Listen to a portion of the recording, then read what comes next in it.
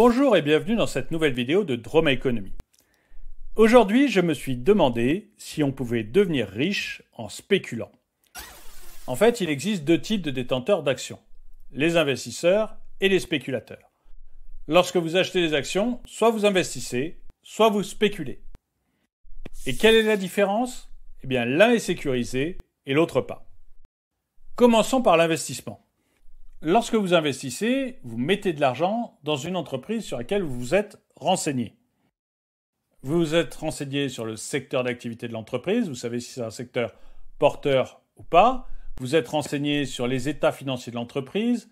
Vous savez si vous achetez une entreprise en difficulté ou ultra saine. Vous savez grosso modo la valeur de ses actifs. Vous connaissez le président. Vous avez lu 2-3 choses sur lui. Vous savez si c'est un gars droit ou si c'est un margoulin. Alors c'est vrai que ça peut sembler être beaucoup de travail, mais finalement c'est ça un investissement. Et en fait ce n'est pas risqué parce qu'on sait où on met les pieds. Et c'est pour ça que les investisseurs aiment bien les entreprises anciennes. Parce qu'il y a une lisibilité de l'entreprise, qu'on sait ce qu'elle a fait, qu'on sait d'où elle vient, qu'elle a déjà survécu à des difficultés et que l'on peut avoir confiance dans son management. Le problème, c'est que comme elles sont plus anciennes, ces entreprises, eh bien elles sont moins effervescentes, elles connaissent moins des croissances super rapides. Et vous avez plutôt une croissance normale, voire relativement lente. Comme la croissance est normale, voire relativement lente, vous avez peu de chances de devenir riche grâce à ces investissements. Ou du moins, votre richesse, elle se fait vraiment sur le long terme. Prenons un exemple. Prosper décide d'investir 10 000 € dans Starbucks. Prospérité a fait ses recherches et il pense que le marché du café ne peut qu'augmenter. Starbucks est une entreprise très stable et elle a fait ses preuves. Mais sa croissance moyenne, elle n'est que de 5% par an. Ce qui signifie que Prosper, s'il investit 10 000 €, il ne devrait voir son capital augmenter que de 500 € par an en moyenne. Alors il touche bien des dividendes, 200 € par an, mais ça peut paraître assez peu. En fait, tout ça, ça ne permettra pas à Prosper de devenir riche très rapidement. Mais imaginons que Prosper réinvestisse 1 000 € en actions Starbucks tous les ans. Ça fait moins de 100 € par mois, c'est pas très compliqué. Et mettons aussi qu'il réinvestisse les 200 € de dividendes qu'il reçoit tous les ans. Au bout de 50 ans, ça lui fait quand même un total de 125 000 € d'actions. Imaginons que Starbucks progresse toujours de 5% par an.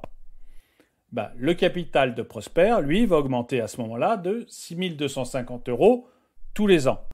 Et il touchera en plus 2 500 € de dividendes tous les ans. Et finalement, 2 500 € de dividendes par an, ça fait quand même une jolie somme à dépenser pour les vacances.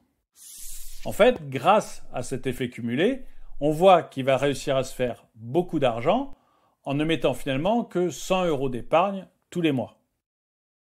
Maintenant, voyons la spéculation.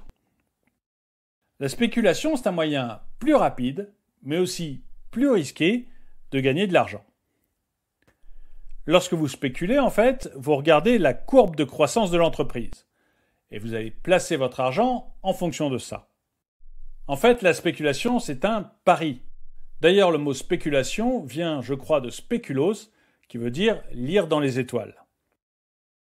Vous faites un pari et de temps en temps vous gagnerez et de temps en temps vous perdrez.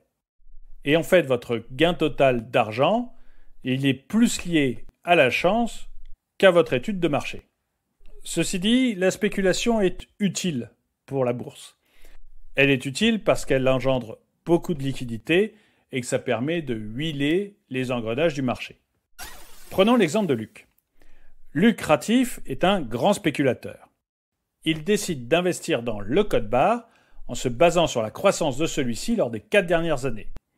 Il a en effet remarqué que les actions le code barre ne font qu'augmenter depuis sa création.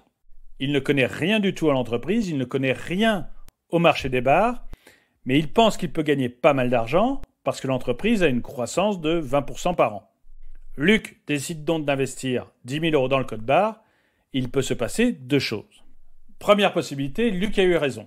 Les actions du code barre montent de 20%, il a gagné 2 000 € en un rien de temps, il revend ses actions, il touche ses 12 000 €, la vie est belle. Deuxième possibilité, le code barre traverse une mauvaise passe, ses actions s'effondrent, il fait faillite, Luc perd ses 10 000 €. Et c'est le problème majeur avec la spéculation. Finalement, Luc avait autant de chances de gagner ses 2 000 € qu'il avait de chances de perdre 10 000 €. Mais la chance, on peut aussi essayer de l'influencer. Et pour ça, je vais vous raconter une petite histoire. Le plus fameux coup de bourse de spéculateur est celui de Nathan Rothschild. Sous Napoléon, Rothschild a un réseau d'informateurs très performant en Europe. Au lendemain de Waterloo, en 1815, Nathan Rothschild file à Londres et vend toutes ses actions. Il le fait très bruyamment. Du coup, les autres investisseurs le remarquent et ils commencent à paniquer. Ils savent tous que Nathan Rothschild est très bien informé et ils pensent alors que Napoléon a dû gagner, ce qui serait une catastrophe pour toutes les entreprises anglaises. Tout le monde panique, les actionnaires vendent, la bourse s'effondre et de superbes actions s'échangent pour quelques cents. Et à ce moment-là, Nathan Rothschild rachète discrètement et il multiplie la fortune des Rothschild par 20. Comment faire de nos jours? Luc fait circuler la rumeur que l'entreprise de restaurant breton Marche ou Crêpes est en train de faire faillite. La rumeur est crédible sur les marchés et la majorité des actionnaires vendent leurs actions. Luc va alors commencer par shorter Marche ou Crêpes. Et il se fait beaucoup d'argent grâce à ça. Si vous ne savez pas ce que veut dire shorter une action, je vous laisse voir la vidéo que j'ai faite à ce sujet. Une fois qu'il a fini son travail de shorting, Luc rachète le maximum d'actions Marche ou Crêpes. Puisque Marche ou Crêpes va très bien et ne fait pas du tout faillite, les actions vont commencer à réaugmenter. D'autant plus que les investisseurs vont recommencer à en acheter en s'apercevant de leurs bêtises. Luc, à ce moment-là, va pouvoir revendre ses actions beaucoup plus cher qu'il ne les a achetées. Et il va empocher un deuxième gros chèque. C'est pas mal comme affaire, qu'est-ce que vous en pensez? C'est pas mal, sauf que c'est totalement illégal. Vous n'avez pas le droit de manipuler le marché. Résultat, Luc va rejoindre Madoff en prison. Alors, les investisseurs et les spéculateurs sont-ils irréconciliables? Concrètement, les investisseurs et les spéculateurs peuvent investir dans la même entreprise. L'investisseur pense alors que c'est une bonne idée d'après ses recherches, et le spéculateur parce qu'il voit que l'entreprise est en croissance. Au final, les deux ont mis leur argent dans la même entreprise, mais ils l'ont fait dans un état d'esprit complètement différent.